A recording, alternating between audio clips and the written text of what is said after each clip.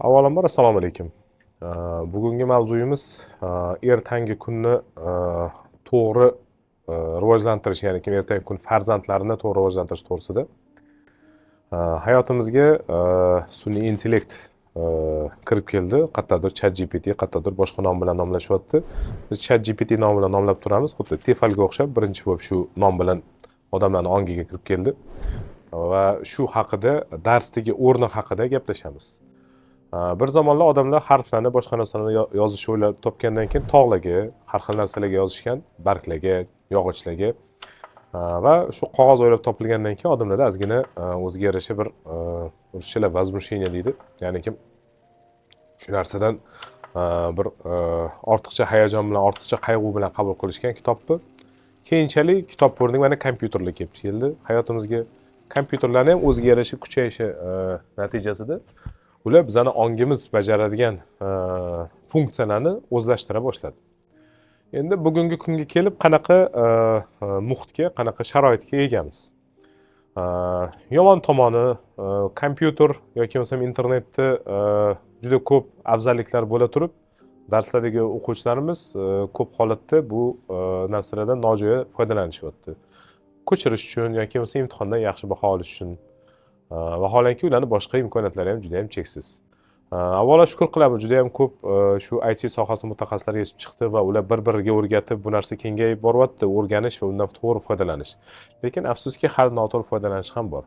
Shuni orqasidan kelib chiqqan ikkinchi moment bor. Ya'ni kim dars paytida telefonini olib qo'yish yoki uni telefonidan foydalanishga ruxsat bermaslik yoki o'sha internetga kirishga ruxsat bermaslik yoki sun'iy intellektga kirishga ruxsat bermasliklar bor. Qaysi biri to'g'ri? Bolani ishlatgani to'g'rimi yoki uni o'rniga kitobdan olib yodlagani ma'qulmi? Endi kelaylik bitta narsaga kelib to'xtalamiz. Sun'iy intellektmi, tabiiy intellektmi, uni mahsuloti nima? Uni mahsuloti ilm. Ya'ni kim kecha bilmagan narsamizni osonlashtirish. Uni bilgani bilim. Shu paytgacha o'rganilgan narsalar. Endi birinchidan boshlaymiz. Aql qanaqa ishlaydi?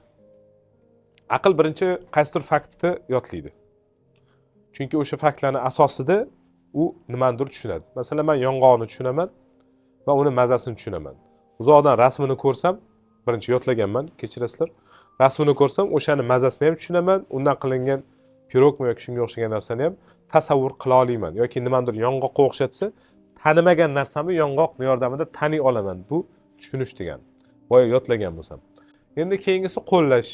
Yong'oq haqidagi bilimlarimni qo'llashim mumkin-da. Yong'oqning ichida yodi bor. Demak, men yod yetishmovchilik kasalligi bo'lsam, uni ichsam, yesam bo'ladi yoki undan tayyorlangan narsalardan iste'mol qilsam bo'ladi. Yoki yong'oqdan allergiyasi bor odamga yong'oq mumkin emasligini tavsiya qilsam bo'ladi. Shunga o'xshagan narsa. Endi analiz bor undan keyingi qiladigan ish. Demak, tahlil qiladi. Birinchi yodlaydi, tushunadi, uni qo'llagandan keyin tahlil qiladi. Yoki critical thinking deydi hozirgi zamonda. Uning uchun solishtiramiz. Yong'oq turi ko'p. Yoki yong'oqqa o'xshamasa ham yong'oqni ta'mini beradigan boshqa narsalar bor. Mani aldab og'zimga kimdir yong'oqni mana shuni solsa, kim aytaman, yo'q, mana bunaqa farqi bor deyman. Yoki bo'lsam, shunga o'xshagan boshqa yong'oqlar bilan solishtirgan narxiga, boshqa narsaga qarab, masalan, savdo odami bo'lsam, sotayotgan paytimda olib shuni sotmoqchi bo'lsam, shuni olsam qanchaga ketish ustida boshimni qotiraman. Eski narxlariga, shu sezonga, odamlarning kayfiyatiga, yong'oqqa bo'lgan ehtiyojiga hammasiga birma-bir eslab chiqaman, tahlil qilib chiqaman, solishtirib chiqaman, o'zidan afzalini topaman. Undan keyingisi baho beraman. Sharoitga baho beraman. Ya'ni shu yong'oqni kelajakdagi menga keltirish mumkin bo'lgan holatiga, prognoziga e'tibor beraman. Buni endi o'zbekchalab andisha ham deydi. Zamonda buni yoki bo'lsa fanda buni prognoz deydi. Undan keyingisi shu yong'oqdan olaylik, menga keldi shu narsa, qaysi bir situatsiyaga yetib bordim. Shu yerda endi bir yangicha yondashaman, kreativ deydi. Shundan ustida yangiroq, masalan, olaylik, bilmadim, chiroyli qilib taxlab qo'yarman odamlar olishi uchun yoki 50 kilolik qopda sotib olib 1 kilolik qilib kichkina qopda uni boshqatdan qoplarman odamlarga qulay bo'lishi uchun yoki narxini qanaqadir aksiyami yo shunga o'xshagan narsalarni o'ylab topib odamlar tezroq olishi, ko'proq olishi ustida bosh qotiraman. Demak, nimadir yaratishim bilan tugaydi o'sha yong'oq haqidagi bilimim. Agar men shu haqida o'ylamoqchi bo'lsam, xuddi shunaqa boyagi sun'iy intellekt ham o'ylaydi. Endi maktabdagi o'qituvchining vazifasi shu tug'ilib ota-onasidan ma'lum bir miqdorda bilim, tarbiyani olib kelgan bolani oxiri o'zini fani nuqtai nazaridan nimadir yaratadigan darajagacha olib chiqish. Ha, u olim bo'lmas, lekin qandoq qilsa olim bo'lishini tushunib yetish kerak. Endi agar men futbolist bo'lmoqchi bo'lsam, masalan, futbol komandalarida ko'ramiz, chet eldan yaxshi-yaxshi o'yinchilarni olib kelib o'ynatishadi.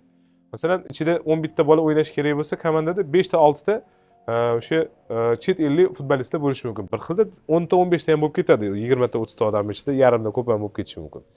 Masalan, olaylik kecha qaysidir kuni Paxtakor komandasi o'ynadi. Ichida 4 tami chet ellik bola bor ekan. Nega olib kelgan ular? Ular birinchi navbatda shu o'yinda qanaqa yutish kerakligini bizadagi qora ko'zlardan yaxshiroq biladi. Bu birinchisi. Ikkinchisi, shuni yonida yurganlar shularga qarab o'rganadi.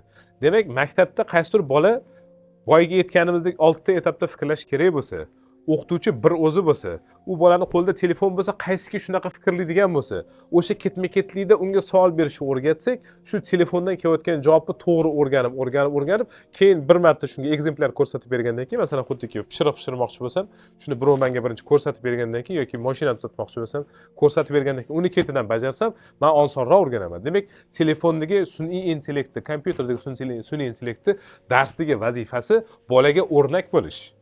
Bu narsani o'rnak qilib bera oladigan o'qituvchi bor yoki undan jahli chiqib uni bir chekka yig'ishtirib qo'ya oladigan bor. Xuddiki pichoqqa o'xshab.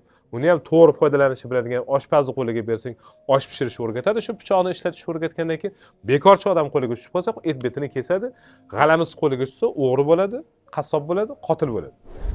Endi o'qituvchilarimizdan nima iltimos? Birinchi navbatda bolalarga ma'lum bir mavzuni berganingizda tushunarli bo'lishi uchun, qiziqarli bo'lishi uchun iltimos o'sha telefonlardan hammasini stol ustiga qo'yib qo'yib foydalanishni o'rgating. Chunki tazyiq, chunki qanaqadir bir qolib yopish shu narsaga ko'proq qiziqish olib keladi.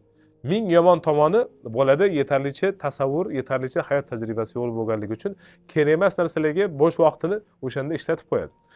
Oddiy savolga javob topish, fakt topish uchun Google yoki Yandex yoki Wikipedia ham yetadi. Sun'iy intellekt vazifasi mulohaza qiladi. Siz uchun u mulohaza beradi. Hattoki u kayfiyatingizni ham so'raydi. Shuning uchun o'qituvchilarimizga bu birinchi murojaat. Birinchi navbatda qaysidir ma'lumotlarni bola esida yo'q bo'lsa, keyin internetda shu sani telefoningda qidirib ko'ramiz yoki telefoningizga yozib ko'ringlar. Yozdi shu narsani.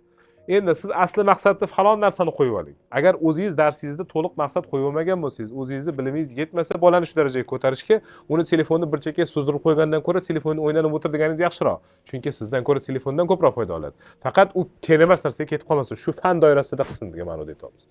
Endi o'zingizda bilim bor deb umid qilamiz va bunda juda ham shoyat xursand bo'lamiz. Ularga aytsangiz shu faktni olgandan keyin uni tushunishni o'rgansin. Tushunish nimasi bilan bo'ladi? Uni ro'yxatini tuza olsin o'zi qog'ozida yoki boshqa narsa bilan. Qilgan ishini to'g'ri-noto'g'riligini telefonini tekshirsin. Menda shunaqa narsalar ham bor. Bir xil paytda bolalar bilan u haqmi, men haqmi hech kim o'zimiz ham bilmaymiz. Shu holatda ke deymiz. Men o'zimni haqligimga qaysidir ma'noda eski bilimimga tayanib bilaman, lekin bolada bilim yo'q va atrofdagilardan olgan tushunchasi bor. Ke deymiz, uchinchi xolis telefondan so'raymiz deymiz. Bu bizga ma'lum bir mulohazani beradi. Bu nimani olib keladi? Bola siz unga bilim bermoqchiligingizga ishonadi. O'zingiznikidan tazyiq bilan tiqmaysiz. Haqiqatga intilyapsiz. Siz u bilan bahslashmoqchi emassiz. Munozara qilmoqchisiz, diskussiya qilmoqchisiz. Haqiqat yuzaga chiqqandan keyin ko'proq ishonishni boshlaydi.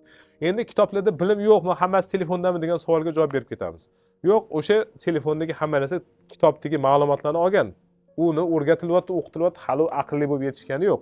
Lekin unda hozir dunyoni har bir tilida yozilgan, har bir majmuasida yozilgan, har bir bazasida turgan ma'lumotlar bor. Ularga bitta insonning kuchi yetmaydi. Sun'iy intellektda shunaqa imkoniyati bor. Uni dostupi bor. Eshiklari ochiq uni. Shuning uchun qo'llashga kelgan paytda ke qilib ko'r. Qo'llamadimi, ke o'shanga bitta masala beramiz. O'sha qanday yechar ekan, chiqardi. Keyin o'ziga yozib bering, o'zi qo'li bilan yozsin. Shunga o'xshagan 4-5 ta masala bergan, men mashq qilmoqchiman. Chiqarib bersin, yozsin, o'sha telefon bilan maslahatlashsin. Bundan keyingi etapga o'tadi. Analiz qiladi, bosh oldingi qilgan ishlariga solishtirsin. Situatsiyaga baho bersin. Bir narsa yaratsa, shuni she'r yozsin, insho yozsin yoki bo'lmasa ma'lum bir olaylik o'zi qo'li bilan yaratgan PowerPoint yaratgan qanaqadir bir programma bo'lsin, kichkinagina programma demasak bir slayd show yaratsin va shuni baholab ko'rsin. Kamchiliklarini so'rasin, to'g'rilash yo'llarini o'rgansin. Bu bolani o'stiradi. Endi bolalarimizga keladigan bo'lsak, iltimos har narsaning o'rnida foydalanishni bilinglar. Birinchi navbatda sun'iy intellekt bu kir mashina emas. Ya'ni kim tiqding, knopkani bosding, ketding emas. Robot degan tushuncha bor, ya'ni ki ma'lum bir vazifani o'sha nuqtasigacha bajaradi. Ya'ni ki u mulohaza qilmaydi. Sun'iy intellekt mulohaza qiladi. Nimaga unga kir mashinaga o'xshab muomala qilmaylar deyapmiz. Ya'ni kim savolni beramiz, javobini olamiz, ketdik. Yoki kir yuvganimiz, ketganimizdek ekan. Sababi bu sizlarni oldingizda turgan katta imkoniyat. Masalan, meni yoshligimda yo'q edi. Men o'zim esda olayman, Xomchenko degan kitob kerak bo'lganligi uchun internetdan yo'q edi. Bo'lsa ham meni qo'limda yo'q edi, dostуп yo'q edi. U o'qituvchi nashriyotiga peshkom borib, yo'q ekan 3-4 qayta borib, chiqqandan keyin olib kelib, bekitib, mana pana joyga qo'yib o'qib, mana shunaqa qilib o'rganganmiz. Va bunga ishoninglar, o'zi 1,5-2 oy ketadigan o'rganishimiz kerak bo'lgan narsaga 1,5-2 yil ketkazib qo'yganmiz. Imkoniyatdan foydalana olmasanglar, yomonlikni o'rgatmanglar atrofingizdagilarga. Agar bundan o'rgana olsanglar, yaxshi bilimdon, yaxshi aqlli, sizlarning tillar bilan aytganda ertaga puldor bo'lasizlar. Xotirjam bo'lasizlar, bir kattaroq bir o'zingizlarni ishxonanglarni, o'zingizlarni bir yo'nalishlarni egasi bo'lasizlar. Bu nima olib keladi sizlarga? Birinchi navbatda moliyaviy xotirjamlik olib kelsa, ikkinchi navbatda ma'naviy xotirjamlik olib keladi. Bugungi kunga va ertangi kunga yaxshiroq yetib bo'lasizlar. Buning uchun nima qilish kerak? Bu yuqorida aytganimizdek, u bilan gaplashinglar, o'sha yerdagi o'qib tushunmagan narsalarni, "Mana shuni tushunmadim, qanday tushuntirib berasan" deylar, u sizlarga bir narsa beradi, saytlarni beradi, videolarni beradi, kerak bo'lsa o'sha yerda tushuntirib berish kerak kitoblarning ro'yxatini beradi va hokazo va hokazo va hokazo. Bunaqa qilib imkoniyatinglarni sovurib o'tirmanglar. Asosiy bir narsani unutmanglar, hech qaysi virtual hayot haqiqiy hayot o'rniga o'tmaydi. Onangizga telefon qilib 1 soat gaplashgandan ko'ra bitta quchoqlab o'pib qo'ysangiz, onangiz ko'proq xursand bo'ladi. Xuddi shunga o'xshagan narsa bu. Shuning uchun tabiiy yo'llarni, tabiiy suhbat yo'llarini hech qachon unutish kerak emas, tabiiy o'rganish usullarini hech qachon yo'qotish kerak emas. Bu xuddiki rolikka o'xshagan narsa. Peshkom borsa bo'ladigan joyga rolikda borsa tezroq bo'ladi. Lekin baribir oyoqlaring o'zingniki bo'lishi kerak. Uni o'rniga protez qo'yish kerak emas. Umid qilamiz, sun'iy intellektdan foydalanish usullari ancha yaxshilanadi. Rahmat.